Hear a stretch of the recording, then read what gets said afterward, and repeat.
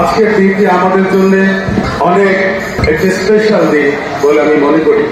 আমরা ফরিদপুরে জন্ম নিয়েছি, অনেকেই ফরিদপুরে শৈশব কেটেছে।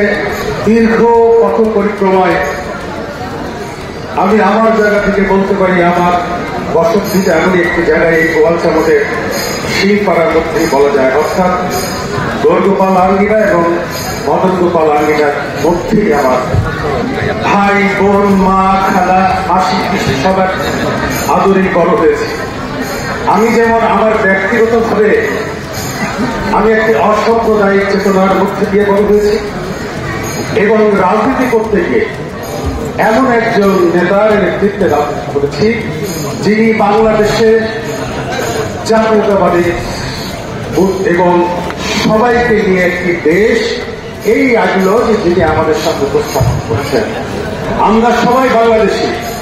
আজকে দিনটা এমন দিন আমাদের সামনে এসেছে, বিগত দিনে আমরা দেখছি ধর্ম নিয়ে ব্যবসা চলেছে। আমরা আগামী দিনে তারেক রহমানের নেতৃত্বে বাংলাদেশের সেই সমাজ করতে চাই যে সমাজের স্বপ্ন দেখেছিলেন শহীদ রাষ্ট্রপতি জিয়াউর রহমান, এবং এই অসাম্প্রদায়িক চেতনার মধ্যে দিয়ে আমরা সবাই বাংলাদেশি।